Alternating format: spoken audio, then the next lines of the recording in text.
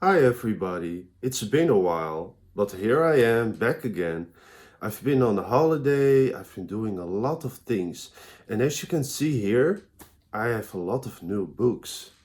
I've been buying this one in Slovenia, super cool. Let me show you some of the inside fairy tales. It's all about legends. The first story about Atlantis is actually really cool, so let me show you some art of that. And then I have this amazing book that is about fairies and a lot of magic. And I have this book here, which is a very cool illustrated book about Snow White. I have this beautiful book here. So even though I have not been making videos, there has been a lot of creativity in my world. And today I'm going to do another interview with a very special lady from the United States that I've known for a while already. She's very talented. So let's start with the interview, shall we?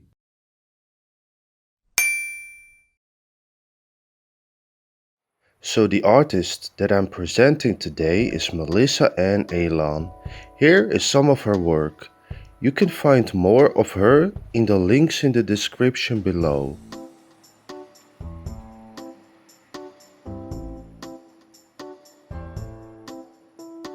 Hi Melissa, so nice that you're doing this interview with me. Let's just jump right into it, shall we? My first question is, how did you become an artist and how did you start with it all? Hi, Keith. Thank you for having me. I'm so glad to be here. So, I've been an artist since as early as pre-K, all my life basically. Since then, it's been my passion to become a professional artist, to be creative, to be animated with my style. It wasn't until I got to college, that was when I decided that what I mostly want to do for a living is be an animator. But I also want to do my comics and my paintings on my own time. Now, being an artist can be quite tough, and environmental support can be really great. How does your environment support you with all that you do with your art? Yes, absolutely. My parents have always supported me and my passion for art. They're not artists themselves, but my cousins are. They're very talented artists, and they've also been an influence on me since childhood. Now, as everybody already knows, I love fantasy art, and you have quite a lot of it. I've seen some really cool fairies, especially on your Instagram. Could you tell a little bit about them and about your fantasy art? So as you can see, I love to paint fairies. Even when I was little, I was always drawn to fantasy art. It's kind of my specialty when it comes to my paintings and my illustrations.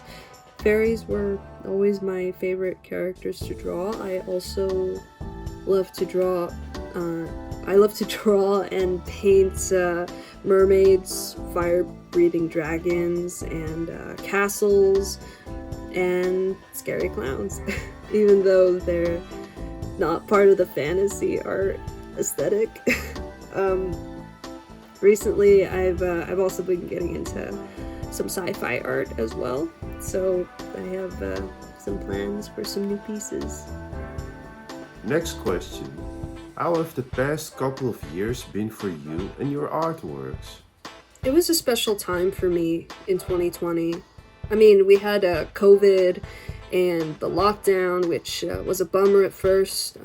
I was in college when this happened, and it was my last year, and I had to move back home in the middle of the school year. I had to finish online and was locked in for many months. I couldn't see my friends for a long time, so I'll be real. There's very lonely in the beginning. Not being in school with my classmates, just missing out on the fond college memories that I was looking forward to. But then quarantine, with all this time on my hands, this gave me the opportunity to improve on my social media presence. So what I did was I started reaching out to all kinds of artists on Instagram. I've met plenty of talented artists and have made some pretty awesome friends, including you, from different parts of the world. Yeah, it was all great. I wouldn't have met so many wonderful people on here if this didn't happen. Like, I always think about that. What started out as a real downer became a blessing for me. It was a fun ride, meeting new people. I'm glad it happened. I believe it was on Instagram that I saw this really cool phone case of yours, beautifully decorated. Do you have any more of those projects in mind? Yes, I dazzled up my phone case recently. In fact, here it is. The glue's still drying up, that's why it's not on my phone yet. It's a lot of rhinestones. This took about a week. Yeah, I'm really happy with how it turned out. As for products, I don't have any yet, not at the moment, but I do plan on creating merch, hopefully pretty soon.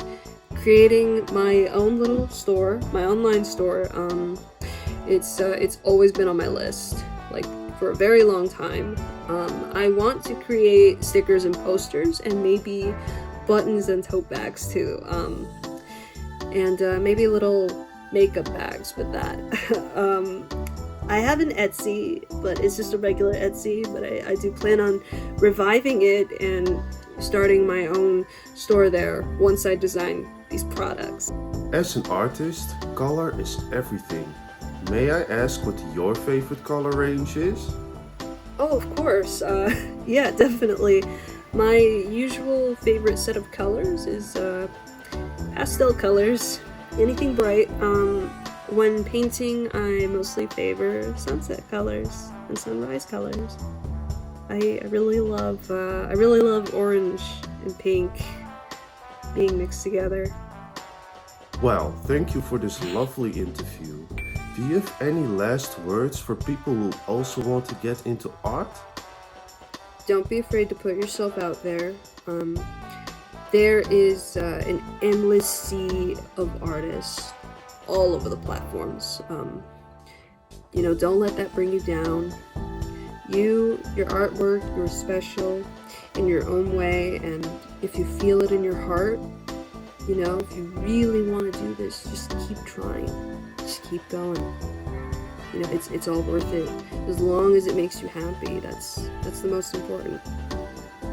Well, thank you so much for having me, Keith. Thank you for this interview, for this opportunity. It was really awesome talking to you. This is my first professional interview, so I'm really happy that it was with you and that it's on your channel. I wish you nothing but the best with your work and your success.